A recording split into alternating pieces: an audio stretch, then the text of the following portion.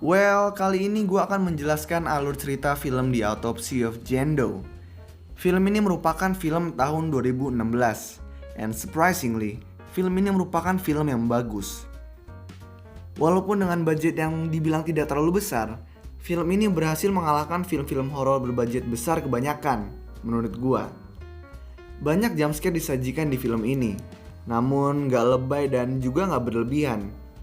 Film ini juga dibaluti dengan banyak adegan menegangkan dan juga atmosfer yang creepy, yang membuat film ini menjadi lebih seru dan menakutkan. Film ini juga kayaknya jadi inspirasi film Indonesia, yaitu Rasuk 2. Kalau gue lihat dari trailernya sih emang mirip ya, cuma gue gak tahu isinya, karena gue gak nonton filmnya. Jadi gue gak tahu apakah film ini tuh ngikutin banget atau enggak. Mungkin kalau kalian ada yang udah nonton filmnya, kalian bisa kasih tanggapan kalian di kolom komentar di bawah. Oh iya, sebelum masuk ke alur cerita The Autopsy of Jane Doe, gue akan memperkenalkan dulu karakter-karakter di film ini. Yang pertama, ada dua anak dan ayah, yaitu Austin dan Tommy, yang merupakan coroner. Kemudian ada Emma, pacarnya Austin, lalu ada Sheriff, dan juga Jane Doe. So, tanpa basa-basi lagi, ini adalah alur cerita The Autopsy of Jane Doe. Film dibuka dengan memperlihatkan sebuah rumah di Grantham, Virginia, di mana di rumah tersebut telah terjadi kasus pembunuhan. Sheriff yang berada di TKP menemukan 3 mayat yang dibunuh dengan cara yang gak biasa. Beberapa saat kemudian, si Sheriff pun turun ke gudang bawah rumah tersebut dan menemukan 1 mayat lagi, yang merupakan seorang perempuan. Anehnya, mayat perempuan tersebut terkubur setengah dan gak mempunyai bekas luka sama sekali, yang berarti mayat tersebut bukan merupakan korban pembunuhan. Mayatnya pun gak bisa diidentifikasi, sehingga Sheriff pun menyebutnya Jane Doe, yaitu sebutan untuk wanita yang gak dikenal.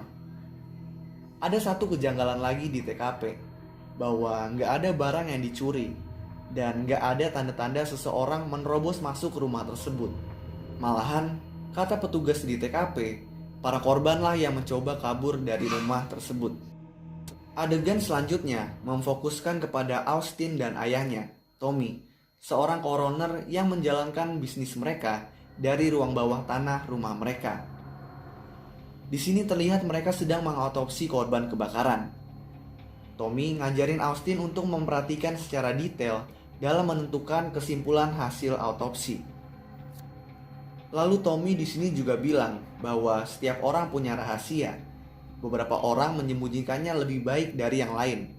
Yang kemudian dijawab oleh Austin kalau beberapa orang mampu menemukannya. Lalu Tommy pun pergi sebentar, meninggalkan Austin di ruangan sendirian. Austin kemudian mendengar suara dari ruangan lain dan mencari asal suara tersebut, yang kemudian dikagetin sama Emma, pacarnya. Karakter Emma di sini emang iseng dan kepo. Karena keisengannya, Emma pun melihat-lihat ruangan demi ruangan tempat kerja Austin, yang sebenarnya dilarang sama Austin. Emma terus menelusuri ruangan demi ruangan, hingga sampai pada kamar mayat. Karena penasaran, Emma pun meminta izin kepada Austin untuk melihat beberapa mayat, dan Austin pun menolak keinginan pacarnya tersebut. Lalu tiba-tiba Tommy pun datang dan memperbolehkan Emma melihat mayat-mayat tersebut. Emma pun melihat 3 mayat dan menyadari salah satu mayat tersebut menggunakan lonceng di jari kakinya. Lalu menanyakannya ke Tommy, buat apa lonceng tersebut? Lalu Tommy pun menjelaskan kalau lonceng tersebut untuk berjaga-jaga seandainya mayat tersebut terbangun. Kemudian mereka keluar dari ruangan tersebut dan bertemu Sheriff yang sedang membawa mayat Jane Doe. Meskipun Tommy sudah selesai kerja untuk malam itu, Sheriff memohon kepadanya untuk melakukan otopsi malam itu juga, karena kasus ini merupakan kasus prioritas dan dia membutuhkan penyebab kematian pada keesokan paginya.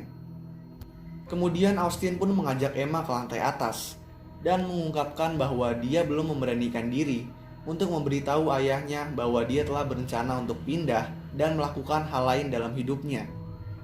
Emma kemudian memintanya untuk pergi ke bioskop bersamanya. Tetapi karena merasa bersalah tentang rahasianya, Austin pun memilih untuk tinggal dan membantu ayahnya dengan mengotopsi Jendo. Lalu memberitahu Emma untuk kembali dalam beberapa jam, sehingga mereka dapat menonton pertunjukan Midnight di bioskop. Austin pun pergi menghampiri ayahnya dan membantu mengotopsi Jendo. Mereka memulai otopsi seperti yang lainnya. Jendo ditempatkan di atas meja di tengah ruangan, dan kamera video dipasang untuk merekam semua yang terjadi. Di luar pun terjadi badai yang kencang, yang membunuh daya ke lift kamar mayat dan menjatuhkan pohon besar ke pintu ruang bawah tanah, yang menjebak mereka di ruang bawah tanah. Mereka pun melanjutkan autopsi dan menemukan bahwa sidik jari mayat tidak ada dalam sistem, sehingga mereka memulai pemeriksaan eksternal tubuhnya untuk mencari petunjuk tentang bagaimana dia meninggal. Mereka kemudian menemukan tanah gambut di bawah kuku jarinya. Mereka juga memperhatikan bahwa tidak ada luka di tubuh luarnya. Setelah itu mereka memeriksa bagian dalam tubuhnya dan mereka pun kaget, karena mereka menemukan banyak luka, seperti pergelangan tangan dan pergelangan kaki patah, lidah robek, gigi yang hilang, paru-paru yang terbakar parah, dan organ-organ dalam dengan luka tusuk. Semakin mereka mengungkap diri Jendo, semakin banyak kejadian-kejadian aneh. Ponsel mereka berhenti bekerja, radio di kamar mayat menyala dengan sendirinya, kucing mereka terluka, dan juga 3 mayat lainnya hilang dari ruang penyimpanan mayat. Mereka melanjutkan autopsi tersebut, dan mereka menemukan gigi Jendo yang hilang di perutnya. Di sini terlihat kalau gigi tersebut terbungkus kain dengan angka Romawi. Lalu mereka juga melihat simbol-simbol seperti tato di bagian dalam kulitnya. Dan tiba-tiba, lampu-lampu di kamar mayat meledak, dan mereka langsung lari ke kantor Tommy mencari tempat aman. Setelah sampai di kantor Tommy, mereka langsung mengunci pintu. Beberapa lama kemudian di luar pintu kantor pun mereka mendengar suara lonceng yang merupakan mayat yang hilang dari ruang penyimpanan. Dan tiba-tiba, sesuatu dari dalam kantor menyerang Tommy, yang akhirnya membuat dia terluka parah. Lalu Austin dan Tommy pun memutuskan untuk kembali ke ruang otopsi untuk membakar Jendo. Mereka akhirnya membakar tubuhnya, tetapi api tersebut malah semakin membesar dan hampir membakar seluruh ruangan. Mereka pun kemudian memadamkan api tersebut dan melihat tubuh Jendo yang tidak terbakar sama sekali. Lalu mereka mendengar suara lift kembali dan langsung bergegas pergi ke lift tersebut, sambil diikuti oleh mayat-mayat yang hilang dari ruang penyimpanan. Ketika mereka masuk lift, pintu lift macet dan salah satu mayat menyerang Tommy. Jadi dia mengayunkan kapak ke mayat tersebut. Lalu mereka menyadari bahwa mayat itu sebenarnya adalah Emma, pacar Austin. Hal ini terjadi karena disebabkan oleh Jendo yang membuat Austin dan Tommy berhalusinasi. Tommy kemudian dibanjiri rasa bersalah dan meminta maaf ke Austin, dan Austin memaafkannya. Mereka kembali ke ruang autopsi untuk menyelesaikan semuanya. Di sini, Tommy memotong tengkorak Jendo, dan Austin menempatkan jaringan otaknya di bawah mikroskop. Di sini Austin pun kaget karena melihat jaringan otak Jendo masih hidup. Tidak diragukan lagi karena emang semacam kekuatan supranatural. Setelah memeriksa lebih lanjut kain yang mereka temukan di perutnya, mereka menyimpulkan bahwa terdapat angka Romawi yang berbunyi 1693. Tommy kemudian mengatakan bahwa penyihir banyak dieksekusi di abad ke-17 dan bilang bahwa kebanyakan yang dieksekusi waktu itu adalah wanita yang gak bersalah. Kemudian Tommy menyimpulkan bahwa Jendo adalah wanita yang gak bersalah yang dijadikan korban dalam sebuah ritual yang menjadikannya penyihir. Kemudian dia menyimpulkan bahwa Jendo ingin membalas dendam atas apa yang dilakukan kepadanya. Jadi kemudian Tommy membungkuk dan berbisik ke Jendo kalau dia dapat memilikinya, selama dia tidak mengganggu Austin. Tommy kemudian dikorbankan. Semua luka yang terdapat di tubuh Jendo tampaknya berpindah ke tubuh Tommy. dan luka di mayat Jendo pun hilang. Tommy pun kemudian meminta Austin membunuh dirinya untuk membuatnya keluar dari kesengsaraannya, dan Austin pun melakukannya. Lampu akhirnya menyala kembali, badai pun berhenti, dan Austin bisa mendengar sheriff di luar mengatakan bahwa mereka sedang mencoba menyingkirkan pohon dari pintu ruang bawah tanah. Dia berlari menaiki tangga ke tempat pintu tersebut yang bisa dibilang cukup tinggi. Sheriff pun berbicara kepada Austin untuk membuka pintunya. Austin pun mencoba membuka pintunya tapi tetap nggak bisa. Lalu, Sheriff pun berteriak, "Open up, open up." Dan tiba-tiba menyanyikan sebuah lagu tua. Austin menyadari bahwa suara Sheriff hanyalah salah satu dari halusinasi penyihir.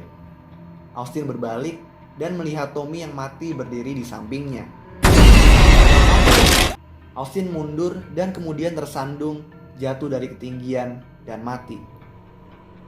Sheriff sebenarnya tiba tidak lama setelah itu, melihat jasad Emma, Tommy, dan Austin, dan juga tubuh Jendo yang masih utuh. Mereka mengambil mayat Jendo dan menaruhnya di sebuah mobil. Di sini terlihat di sekitar rumah tidak ada kerusakan, yang berarti badai yang terjadi pun merupakan halusinasi Tommy dan Austin yang disebabkan oleh Jendo. Lalu, kamera mengarahkan kepada mobil yang membawa mayat Jendo, yang kemudian memperlihatkan jari kaki Jendo yang bergerak. Dan film pun selesai. Kalau kalian punya rekomendasi film lain yang mau gue jelasin alur ceritanya, kalian bisa tulis di kolom komentar di bawah. So, thanks guys for watching. Jangan lupa untuk like, comment, and subscribe ya guys. Peace out.